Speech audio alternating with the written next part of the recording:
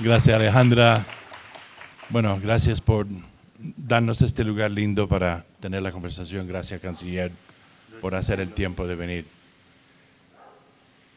¿Cómo es ser canciller de un país que suelen decir que es tan lejos de Dios y tan cerca de Estados Unidos? Bueno, en primer lugar, muchas gracias por la invitación. Un saludo a todas y a todos. Muchas gracias por esta oportunidad. Me disculpo los cambios de horario, pero John Kerry, que estaba en Londres, dijo, voy a México en la tarde. Y le dije, hay un evento de John Lee. Me traten de cambiarlo, entonces gracias por la flexibilidad. A ver, buena parte de lo que tenemos que hacer es un dilema estructural, que tienes una economía integrada en los Estados Unidos, tienes una comunidad México-norteamericana cada vez más poderosa, más importante. O sea, tenemos una vinculación cultural y de todo tipo muy, muy estrecha, y al mismo tiempo hay que diseñar cómo puedes tener tu propia política exterior. Creo que ese es el dilema central. ¿Y cómo has lidiado con eso? Porque has pasado desde la época de Trump a la época Biden. Sí. Políticas muy distintas, ¿sí o no? Muy distintas, con diferentes puntos de vista y diferentes áreas de afinidad o de confrontación o de diferencia. Mira, lo que yo he tratado de hacer es tratar de crear una especie de arquitectura en la relación que permita reducir la incertidumbre. Ahorita explico qué es eso. Segundo, reduzca acciones unilaterales hasta donde se pueda. Hay actores como la DEA, que es un disruptor permanente de la relación bilateral, pero pueden ser otras causas. Entonces, tratar de darle estabilidad, predecibilidad y, sobre todo, que una visión común hacia el futuro pueda abrirse paso, porque si no te la pasas todos los días en diferentes tipos de diferencias. Migración, seguridad,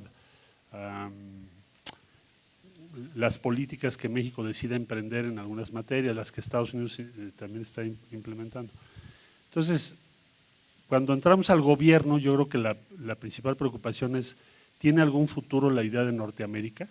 O sea, tener una región relativamente integrada, en fin, ¿tiene alguna visibilidad, alguna posibilidad? Segundo, ¿cómo vamos a defender nuestra comunidad en un país en donde está instalado un discurso anti-mexicano en el primer nivel de gobierno?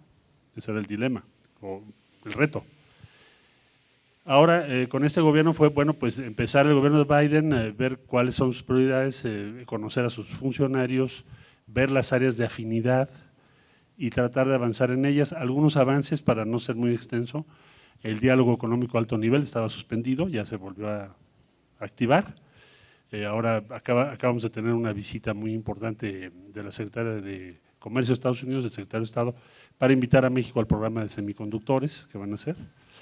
El entendimiento bicentenario, que significa una corresponsabilidad en materia de seguridad. México está planteando el tema de armas. En Estados Unidos están planteando su preocupación sobre el fentanilo, que también nos preocupa, control de precursores químicos. Entonces, tienes un plan de acción, tienes indicadores muy complejo, pero le da predecibilidad y, por el otro lado, ¿en qué estás de acuerdo? Fijas una visión común. Para algunos había sorpresa, digamos, para no decir consternación, en cuanto a, digamos, a la postura tomada por este gobierno frente a Trump, sobre todo en el tema migratorio, ¿no? Había mucha crítica que México, que este gobierno se convirtió un poco en el policía de Estados Unidos, ¿no? A estas alturas, ya vamos varios años de una política conllevada en ese terreno, o sea, ¿qué respondes a esa crítica? Si piensas que hay cierta justicia en ella o es que México no tuvo opción. Yo diría que México ha estado insistiendo, bueno, primero déjame hacer un comentario de los dos periodos, sí, y luego sobre esto de Trump.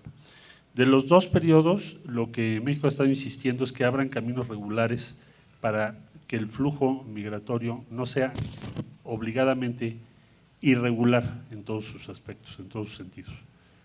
Me explico. Cuando atraviesan México, los organizadores del flujo, porque todo esto está organizado y todo cuesta dinero, es un negocio, ¿por qué lo prohíbes? Y cuando prohíbes, surge un mercado negro. Les dicen a las personas que no se identifiquen. O sea, el principio básico es que no estés identificado y no traigas documentos. Quiero decir, cuando atraviesan, pues ahora Panamá, Costa Rica, Nicaragua, Honduras, hasta México y luego Estados Unidos. Lo que hemos planteado en Estados Unidos es que cambiemos el modelo en la región y vayamos a un sistema regular y previsible y también que no obligues a las personas que se quieren mover a estar en procesos irregulares. Que pudiéramos hacerlo de esa manera.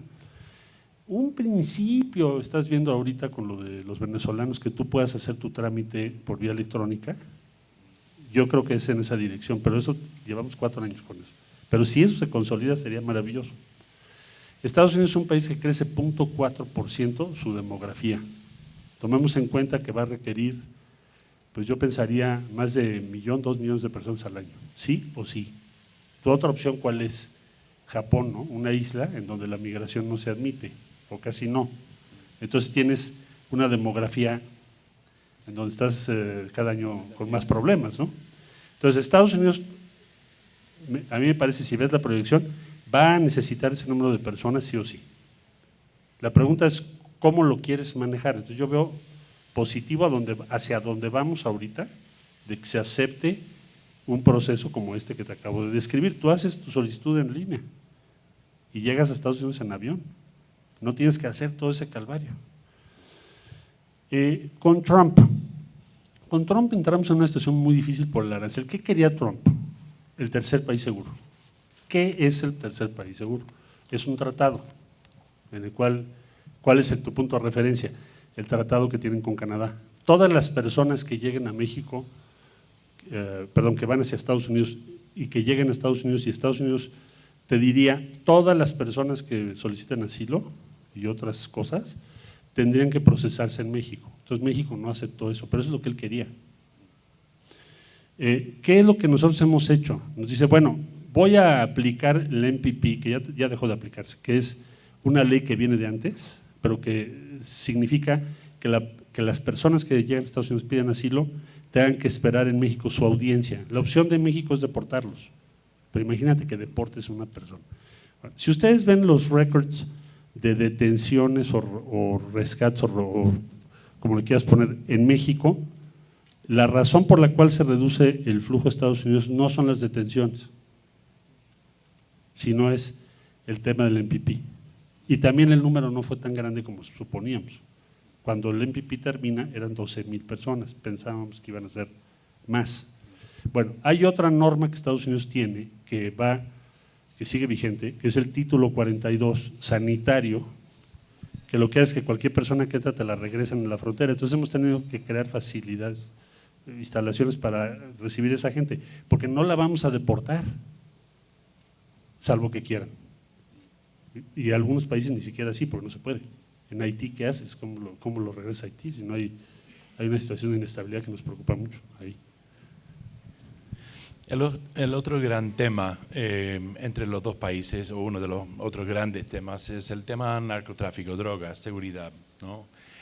Hace un par de meses el nuevo presidente colombiano, Gustavo Petro, habló en la ONU, dio un discurso muy sonado, ¿no? Muy bueno. Sí, proclamando, pues, o clamando más bien para una legislación internacional que tendería a legalizar las drogas.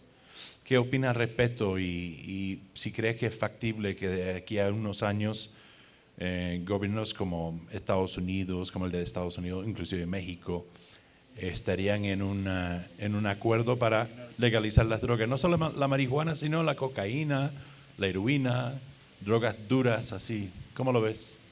Bueno, déjame nada más para terminar el tema anterior, muy breve, Sí, decir sí. que, porque me pasé por alto eso, ahora que fue la Cumbre de las Américas, se logró que por primera vez empecemos a hablar de movilidad laboral. Ya se abrió ese tema y hay una serie se ofrecieron 100,000 visas ahora de trabajo para eso. Entonces, creemos que vamos en es una buena dirección. Regresando ahora al tema que me planteas. A ver, Petro lo que dice es un argumento muy bueno, muy sensato. Estoy en su toma de posición. lo escuché su descripción. Entonces él dice, Colombia está armada por todos lados. Hay grupos paramilitares, el narco, etc. Vamos a hacer un diálogo cada región del país para desarmar, para crear las condiciones de la paz. Pero hay un punto muy importante que es la ambigüedad sobre la cocaína. ¿Qué es la ambigüedad sobre la cocaína? Está prohibido, pero en Oregon ya puedes tener, según la ley, algunas cantidades pequeñas para tu consumo. Está prohibido, llevamos 20 años o 25 años o 30 años en la guerra contra la cocaína y lo único que se ha logrado es que esté todo el mundo armado, los que están vinculados con este negocio, y el consumo no se reduce ni se va a reducir. Entonces, ¿por qué no lo pensamos? ¿Por qué no lo revisamos? Yo creo que tienes razón. Ahora, hay que ponernos de acuerdo. Canadá acaba de hacer un proceso muy interesante con la marihuana. Yo voy a estar en enero en Canadá y es uno de los temas que me interesan mucho. Estados Unidos, 21 estados de la Unión han aprobado usos diferentes a la marihuana. Entonces yo diría, la tendencia que se ve es desmantelar la tesis de Richard Nixon que organizó la guerra contra las drogas como guerra y acercarte al tema de consumo como un problema de salud. Es lo que veo la tendencia y creo que es una tendencia correcta y ahora que estuvimos en el diálogo de alto nivel dijimos, bueno, ¿y por qué no tratamos de que coincidan las políticas que estamos tomando? Entonces lo que dice Petros, discutámoslo y yo creo que él tiene razón. La política de él de paz para todos creo que se llama, ¿no? Inclusive de entablar diálogo bastante polémico, inclusive con los narcoparamilitares, grupos. O sea, una cosa son el Ejército de Liberación Nacional, los helenos, que son de corte guevarista y sí son guerrilleros. Y luego están estos grupos, el Clan del Golfo y otros que justamente tienen nexos con los carteles mexicanos para la exportación de la droga. ¿Se imagina en algún momento entablar algo parecido en México, donde hay grupos armados que tienen dominio de territorio, que es un gran lastre que comparten estos dos países, ¿no? Colombia y México? Yo no lo veo en el escenario. No. No, porque hay muchos delitos y crímenes ahí. Sí. Entonces no estás dialogando con simplemente alguien que no piensa como tú. Y en algunas regiones del país compiten con el Estado. Lo sé, yo me acuerdo haber hablado con el expresidente Santos, inclusive en momentos en que dejaba el cargo, hace como 4 años atrás, justo después de haber firmado el Tratado de Paz con las FARC, y estaba quejando en ese momento en un espacio privado de que estos narcos querían un tratado parecido. Hoy en día, 4 años después, 5 años después, siguen en vigente y el nuevo presidente de Colombia lo está considerando. Entonces pregunto yo si estas políticas un poco moralistas, ¿no? De, no sé, ¿quién es el mal mayor? Pueden transitarse o transmutarse un poco en el poco Déjame año. ver, ¿cómo pienso yo nuestro tema, ¿no? Yo creo que el presidente Petro tiene razón en esencia en qué. Oigan, es un costo enorme estar persiguiendo el tema de la cocaína. Llevamos 1975 para acá, suma los años. El consumo sube cada año. Ya lo estás medio empezando a permitir o tolerar. Y el costo para nosotros es muy alto. Entonces vamos a revisar eso. Ese punto yo creo que es correcto. Otras estrategias, bueno, esas no las necesariamente las compartimos nosotros. Lo que tiene que ver con los grupos armados es, primero, reducirles la disponibilidad de armas. O sea, lo que demostramos ahora en la reunión es, a ver, traes 55,000 armas aseguradas, producidas en Estados Unidos y vendidas allá. Las mayores aseguramientos son en la frontera cuando pasan, los detienes en retenes. El más sonado, que en Sonora pues traían un arsenal, ¿no? Pasaron Nogales, lo revisa un retén cerca de la frontera y traían armas, no sé, para una cosa, pues un batallón completo, ¿no? Bueno, entonces lo que planteamos Estados Unidos es quid pro quo. En tanto resolvemos lo que acabo de describir, tienes tú que reducir el número de armas. ¿Cuántas armas aseguraste en tu territorio en la última milla, que es la salida a México? La última milla, 235. Por eso. contra 55.000. No, pero sí, o sea, uno entiende que Entonces, la postura mexicana. Primera estrategia es esa, reducir la disponibilidad Pero de armas. Texas acaba de permitir la tenencia de armas sin No, ese permisos. está peor. No, Texas está peor. Que cualquiera pasa a la frontera y Sí. compra un antiaéreo si quieren y Sí. lo trae de vuelta. Sí, pero nosotros estamos invocando la reforma que hicieron ahora, bipartidista, que entró en funciones, que ya establece delitos. Es decir, si yo voy a la última milla, déjenme explicar. O sea, tú sales en San Diego y dices, me voy a ir a Tijuana. Ya en el último pedacito hacia Tijuana, Estados Unidos debería, decimos nosotros, de revisar, impedir que eso suceda, porque ellos saben que en México es ilegal. En Estados Unidos, pues, haz lo que tú quieras, pero viene a mi territorio, tú lo sabes. ¿Por qué no haces algo? Ese es nuestro punto, ahorita. Entonces ese es uno, bajar su disponibilidad de armas. Segundo lugar, realmente queremos, nunca vas a poder legalizar todas las drogas porque hay unas que son altamente tóxicas. O sea, por el fentanilo sí lo usamos.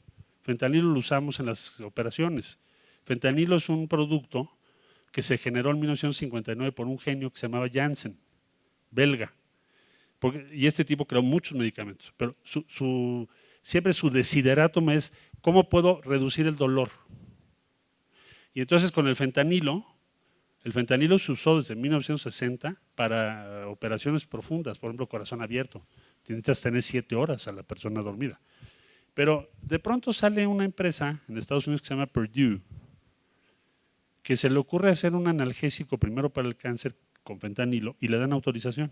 Pero después lo llevan a otras enfermedades, no solo el cáncer, y después lo compras en cada esquina con la tesis de que no era adictivo. Bueno, pues tienes 150,000 gentes que están muriendo de eso. Entonces, hay una serie de drogas que tenemos que regular y que tenemos que controlar. Canciller, hay varias materias en que este gobierno ha marcado distancias con la política norteamericana, tanto el de Trump como el de Joe Biden. Entre ellos, diría yo que su postura hemisférica, ¿no? con los gobiernos de corte izquierdista. Hace poco, en la Cumbre de las Américas, lo acaba de mencionar, la postura de su gobierno era de incluir los países excluidos, ¿no? Cuba, Venezuela y Nicaragua, sin un resultado explícito ni claro. El otro día aquí un amigo, un colega aquí, me dijo que dentro de lo que es el gobierno mexicano, usted se pinta como la figura de la moderación, que manda el mensaje que no somos Venezuela, ¿no? Digo yo. ¿Cómo ves a estos gobiernos? Porque ya no se puede hablar no solamente de gobiernos de izquierda, hay también una suerte de emergencia de gobiernos de corte más bien de derechas, que comparten algunos de estos aspectos, ¿no? De partido único, la supresión de ONGs, un poco la persecución de periodistas, ¿no? O sea, El Salvador no es tan distinto en su política en ese aspecto que el de Nicaragua, que ha ido a un extremo, un poco más allá, ¿no? En donde vemos prácticamente una especie de corte, un gobierno de corte monárquico, ¿no? No sé, de una pareja. No sé, ¿cuál es yo sé que eres el canciller de México y a lo mejor tiene que cuidar lo que dice, pero digamos, sería buena idea. Pero también, ya como precandidato presidencial, sería interesante escucharle hablar, digamos, sin pelos en la lengua. Sobre este tema, a ver, yo te diría lo siguiente. Déjame poner el ejemplo de Venezuela, un buen caso. 2 ideas en la política norteamericana y una sola consistencia, creo yo, o casi en toda la historia de México, con sus variaciones. En Estados Unidos hay 2 formas de pensar. Una forma de pensar es lo que viste respecto a Venezuela de cuando entramos nosotros al gobierno, iban a dar un golpe de Estado. Esto dicho por el asesor del presidente de Estados Unidos. Vamos a dar un golpe de Estado y vamos a quitar ese régimen porque no nos parece. Eso ha sido una tentación muchos años. Pues está todo el periodo de Nixon de promoción de dictaduras militares a gran escala en toda América Latina, toda la persecución que hubo. Nosotros jamás, por definición, podemos acompañar eso. Y el día que lo hagamos, sería desastroso para México. Es decir, contra tu gen, tu identidad y tus ideas esenciales. Jamás vamos a apoyar eso. Entonces, ¿qué le dijimos a Estados Unidos? Primero, nosotros no lo vamos a apoyar, ya lo sabes, porque eso México lo puso sobre la mesa en 1962 y lo ganó. Entonces, yo como secretario, el día que entregue al que siga, le tengo que entregar ese derecho de autonomía de la política exterior. Esa es mi obligación. Y si lo puedo acrecentar, lo haré. Ahora, ¿qué es lo que México dijo? Oigan, ¿por qué no hacemos un diálogo del gobierno de Venezuela con sus oposiciones y tratamos de reducir los incentivos a un endurecimiento? ¿Cuáles son los incentivos? Pues te aplico sanciones, te aíslo internacionalmente, te promuevo que busques a los enemigos de Estados Unidos. O sea, Venezuela e Irán no tenían relaciones antes de las sanciones. ¿Cuál es el efecto de las sanciones? Esa. Que además no es nuevo. Es un fracaso total esas sanciones. Ve la economía de Venezuela cómo está. Entonces, ¿qué le propusimos a Estados Unidos y a Venezuela? Hagamos ese diálogo, llevamos 2 rondas, espero que pronto hagamos la tercera ronda, porque llega un momento en todos estos casos en donde el costo para las 2 partes es cada vez más alto. O sea, no vas a poder ganar todo tú, ni tu contraparte. Entonces, digamos, nuestra tradición, Grupo Contadora, La Paz en El Salvador, es correcta en cuanto a buscar un entendimiento sobre la base de que llega un momento que Cuba, pues, lo que estaba haciendo Obama estaba bien, digo, en la lógica nuestra, ¿no?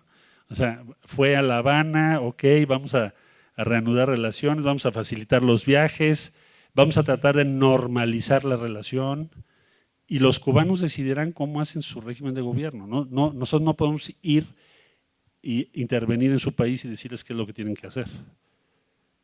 Es lo que pienso. Son 2 líneas contradictorias. Está el caso de Nicaragua, donde ha habido una escalada. A Nicaragua le hemos dicho, oye, estamos muy preocupados, incluso yo mandé llamar a consultas al embajador de México, nadie más lo hizo, nada más Argentina y nosotros.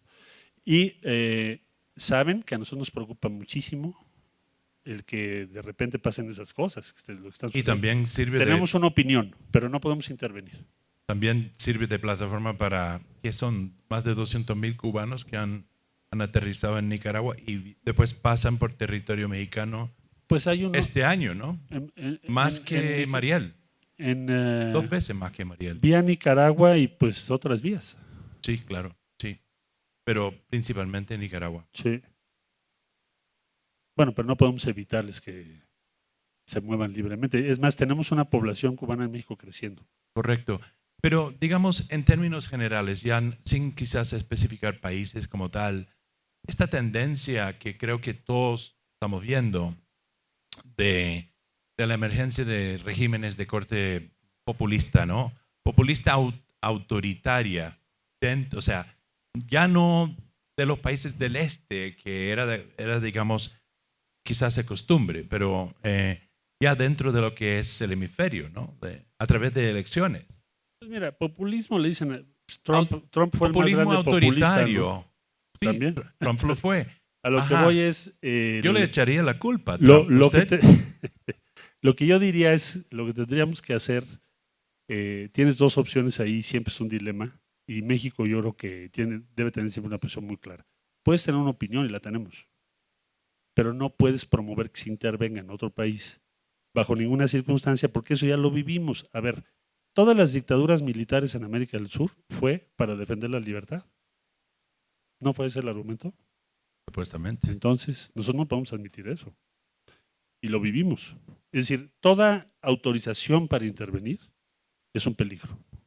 Tienes que convencer, persuadir. Ahora, las sanciones, otro desastre. Cuba lleva 62 años de sanciones.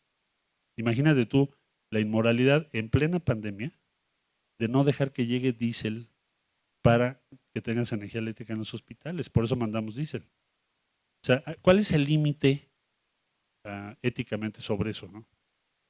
lo que, lo que se predica para el hemisferio también se predica a nivel mundial, ¿no? Entonces, en cuanto a política de no intervención, es obvio entonces que estaría totalmente en contra de la invasión rusa a Ucrania. Sí, lo hemos dicho en la ONU. Sí, Nosotros sí, condenamos la invasión sí. porque además pues nosotros sufrimos invasiones. Sería absurdo que no lo condenáramos. ¿Qué proponemos? ¿Qué hemos propuesto? Propusimos que se crearan corredores humanitarios, lo propusimos junto con Francia, se vetó en el Consejo, nos fuimos a la Asamblea General y se votó a favor. Y eso ayudó en alguna medida a que el secretario general pudiera organizar eso. ¿Qué planteamos ahora? Va a llegar un momento que vas a necesitar una mediación. ¿Cuándo? No sabemos, pero va a llegar.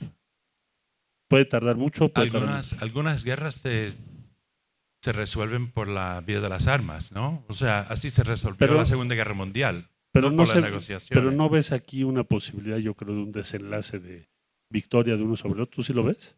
Ahora, Hay si así fuere, una gran voluntad en algunos países de Occidente de ver rebajar un poco la postura bélica de Putin en Ucrania y verlo como un teatro de tercios. o sea, nosotros tendríamos que, y pensamos que lo mejor sería apuntalar a Antonio Guterres, crear un grupo que lo acompañe en la posibilidad de mediación y tratar de estar listos para hacerlo. De todas maneras, mediación necesitamos para sacar los granos.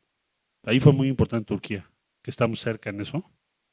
Se logró eso. Bueno, podemos lograr cosas importantes con la mediación. Esa es la posición de México. El factor chino.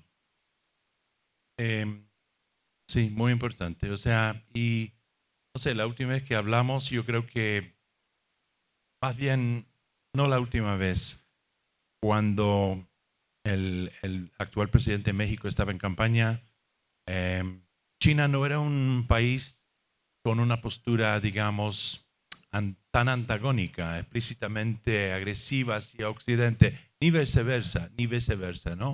O sea, si Estados Unidos tenía operarios que estaban preocupados con, qué sé yo, el Huawei o la competencia más bien comercial en su traspatio América Latina, ya esto se ha desembocado en una postura mucho más explícitamente antagónico. Y también lo mismo desde Beijing.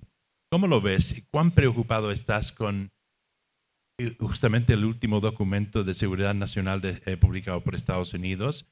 Señala a China como la gran amenaza en términos Bueno, muy yo creo que claros. nos debemos preocupar todos de cómo va a evolucionar esa tensión, pero sí, en efecto, es una competencia, una tensión que llegó para quedarse. Pero México ha marcado distancias ahí también, con una actitud más, digamos, conciliadora, receptiva a la presencia china. No, no sé cómo interpretas eso, pero yo lo que diría es, México tiene una buena relación con China, reanudamos relaciones con ellos pues desde los 70s. Es un país que nos interesa, es un país al que importamos más o menos 80,000 millones de dólares y tenemos buena relación con China.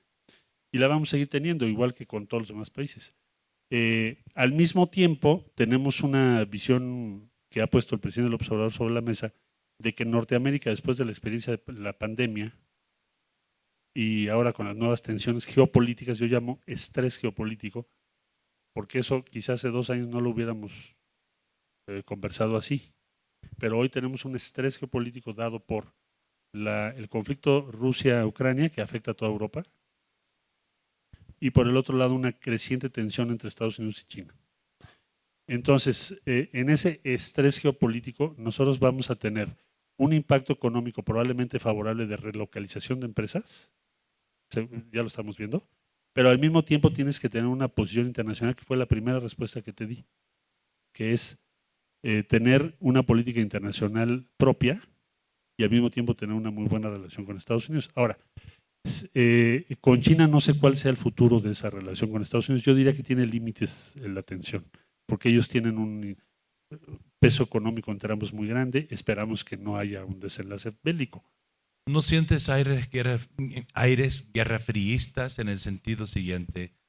En la medida que, por ejemplo, tanto la guerra en Ucrania y la contraposición de Rusia con muchos países del occidente, junto con esta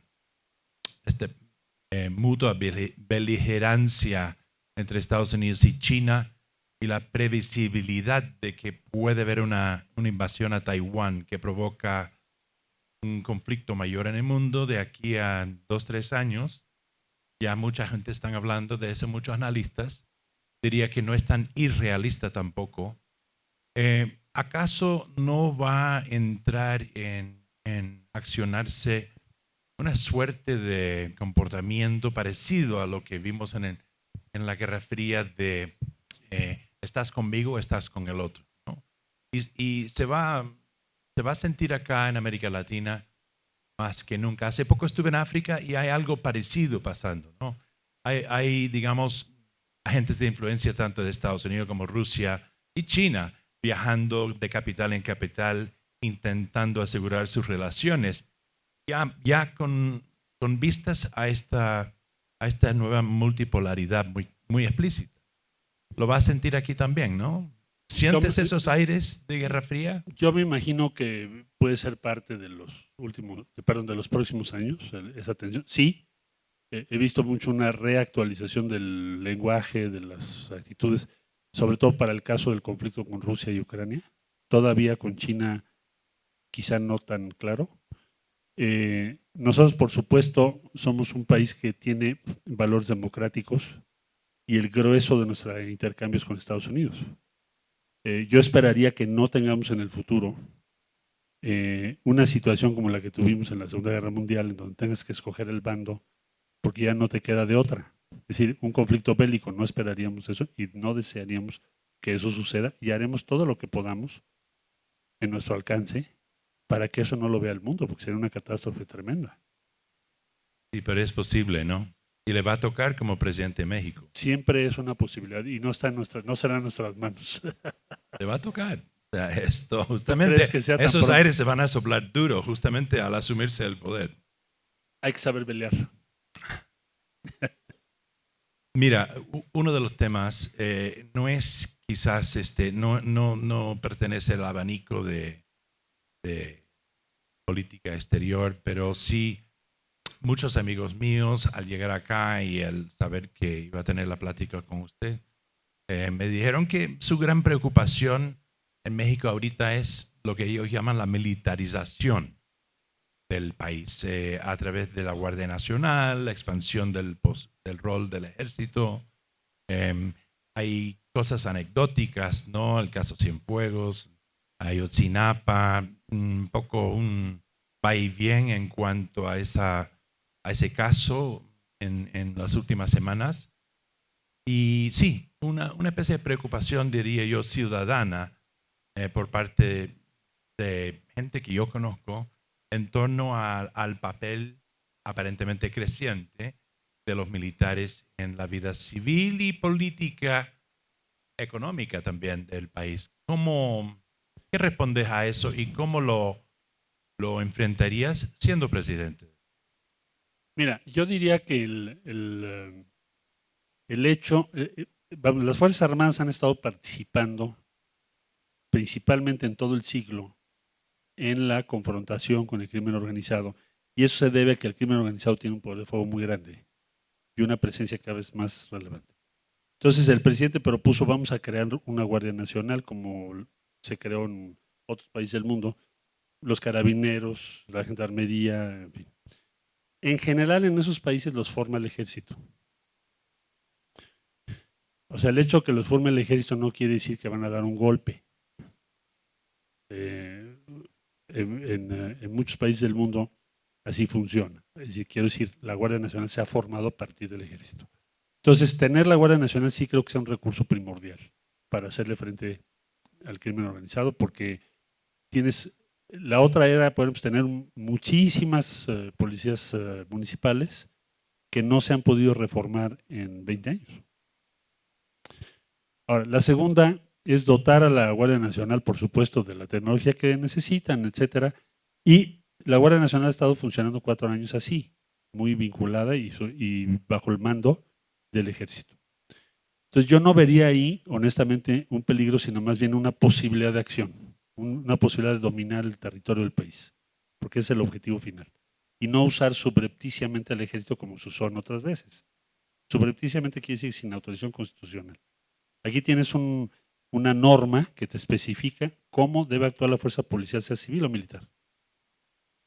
No es subrepticio, es abierto y es sujeto a la ley. Entonces yo no vería ese peligro, no lo compartiría. Ahora, ¿por qué el presidente está pidiéndole a Marina, oye, ayúdanos con los puertos para que no entren los precursores químicos? Porque había un grado de podredumbre que no tienes una idea en las áreas correspondientes. Llevas 3 años haciendo planes, acciones y todo, y no funciona. Entonces, ¿qué es lo que tenemos que hacer hacia futuro? Cualquiera que sea el futuro, las decisiones políticas que se tomen. Pues fortalecer las instituciones civiles. O sea, la pregunta no es por qué Marina tiene que manejar un puerto. La pregunta es, ¿por qué los civiles no lo podemos manejar? ¿En dónde está el problema? Tenemos que reemplazar eso, sustituir, modificar para que las instituciones responsables sí puedan hacer ese trabajo. Pero eso nos va a tomar quizá un poquito de tiempo, pero lo vamos a hacer. Sí, sí, porque de alguna forma u otra, o sea, sin tenerlo muy en cuenta, empecé a sentir una especie de resonancia con el famoso pacto cívico-militar de Hugo Chávez, o sea, que él anunció como una parte de su gobierno allá por el 29-2000, que era un pie fundamental de su gobierno. Justamente él veía a sus alrededores y decía que yo he heredado un gobierno, digamos, un país totalmente corrompido por los 40 años de alternancia entre los dos, ¿no? Los dos partidos. Y aquí vamos a asegurar las instituciones y la honestidad, digamos, pública a través de los militares, que él alababa como una institución duradera, honesta. Creo que no le ha salido, ¿no? Y ni a su sucesor. No veo que sea ese el argumento. El argumento nuestro no va por ahí, sino va en el sentido de que tienes una serie de necesidades de corto plazo que hay que lograr y le pides a las Fuerzas Armadas que sustituyan a otras instancias que no han podido hacerlo bien, de manera que llegue un momento en que los civiles regresen a esas actividades quizá en un futuro. Me estoy refiriendo a aduanas, por ejemplo. Entonces no creo que el presidente esté concibiendo una sustitución de la administración civil por la administración militar. Eso no existe. Yo estoy ahí todos los días, yo lo veo. Eso no es así.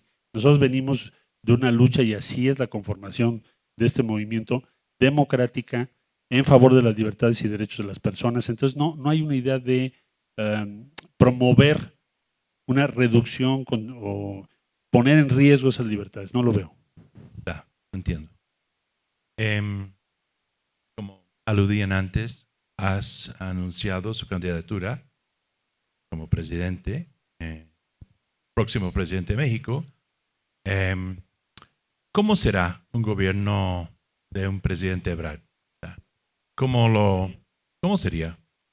Bueno, primero yo creo que hay que consolidar, se logró un gran cambio, yo diría lo que estamos viviendo sí son cambios muy profundos, muy importantes, desde la relación entre el poder y la sociedad, cómo nos imaginamos, cuáles son los comportamientos permitidos, la presencia fuera de la corrupción que mucho tiempo dominó la vida pública, en fin, todos esos cambios son muy relevantes. Poner en el eje a los que no han tenido voz también es muy relevante. Todo eso se tiene que no solo mantener, sino consolidar. Y hay otros proyectos, pues, si ustedes lo piensan en términos de Tren Maya, el aeropuerto, el transísmico, muchas ideas sobre las fronteras, todo se tiene que consolidar. Y al mismo tiempo, dice el presidente, continuidad y cambio. ¿En qué te tienes que cambiar? Bueno, pues hay otra realidad. Tú lo acabas ahorita de describir. Cuando entramos era otra realidad, ahora es muy diferente. Entonces tenemos que diseñar cómo vamos a velear, hablando de vientos más complejos, en estos próximos años para consolidar otra cosa que tenemos que consolidar, el sistema universal de salud, que es muy complejo, no lo puedes terminar en 4 años. Otra cosa que tenemos que consolidar en materia educativa, la cobertura, la calidad, en fin. Muchos temas que ya ha hecho andar Andrés los tienes que consolidar adelante y lo que es cambio tienes que estar preparado para ajustarte a una realidad que va a cambiar. es muy temprano marcar distancias con los que dicen, que va a ser su principal rival para la presidencia, Bueno, la alcaldesa Sheinbaum. bueno, yo la respeto a ella, la conozco hace mucho tiempo. Fuimos compañeros en el gobierno de Andrés, eso fue 2002, 2005. Adán también es un muy buen tipo. Yo me imagino que el año entrante, pues, después de mediados del año, pues organizará Morena debates o que cada quien presente lo que quiera hacer conforme a lo que se espera. Y ahí ya podremos decir, bueno, pues en qué pensamos sobre temas específicos donde pueda haber diferencias de criterio y de puntos de vista. De momento hay un Marcelo Ebrard en TikTok, veo. Yo hasta ahora no me he metido, pero explícame, digamos, la lógica. No tienes TikTok, pon uno. Yo eres más joven que yo, pero ¿no? quizás por eso. La lógica yo diría es, hay una forma de... La comunicación política cambia todo el tiempo. El TikTok es una forma más lúdica de pasar mensajes. Alguien dice, oye, pues esas son puras frivolidades, pues depende qué hagas, ¿no? Depende qué digas. O sea, es una forma de comunicación y también comunica cosas importantes para los que estamos en las posiciones, entender qué es lo que se está planteando. Entonces, yo lo que he tratado de hacer es escuchar eso y tratar de comunicarme también con los usuarios de TikTok que representan una nueva forma de comunicación política. Es como cuando antes todo era por mítines con altavoz y un día apareció el radio y tenías que ir al radio a conversar. Entonces pienso que el TikTok es así también.